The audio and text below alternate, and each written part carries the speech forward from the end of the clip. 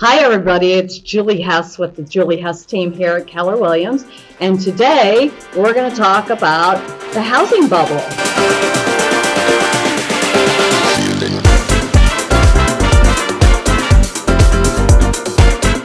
Okay, so the housing bubble that created the market crash in 2008, that was created by subprime mortgages. And what that means, basically, if you had a pulse, you were able to get a mortgage. So unfortunately, our buyers went into homes that they couldn't afford with mortgage payments that were higher than what they could afford. And what happens is they start missing on their monthly mortgage payments, and all of a sudden they go into foreclosure. And we had an abundance of folks that went into foreclosures.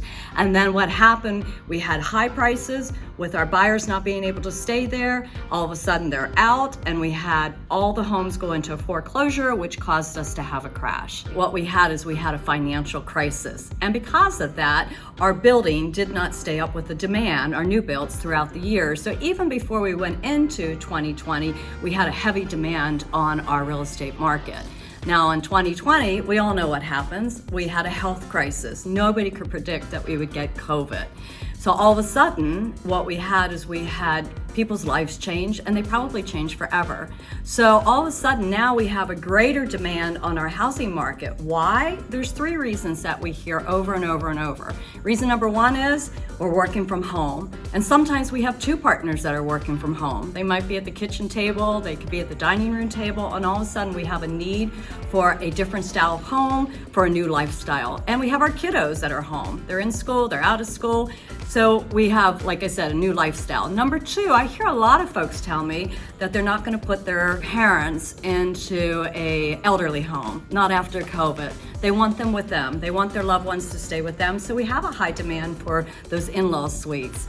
And then the third thing we hear is, oh my goodness, we had historic low interest rates, 2.5. I mean, my goodness, who wouldn't want to make a purchase? So what we had is we had our renters, we had our investors, and we had our buyers that are looking for a second home all jump off the fence and go into the market. So we already had a market that had a heavy demand, and all of a sudden we put that on top of it, and now all of a sudden it feels like we're in a bubble, but we're not in a bubble. And while there are some similarities and the market does feel a little wonky, there's three key differences. Number one, our buyers and our households are financially healthy. Number two, we have new rules put in place for our lenders, new financial restrictions that are going to protect the consumers. And number three, our values of our homes have remained at an all-time high. So if you're thinking, I'm going to wait till the bubble breaks before I purchase, guys, there are no bubbles out there, only the ones that I see floating in front of me. If you need to buy or sell, it's a great time to do so.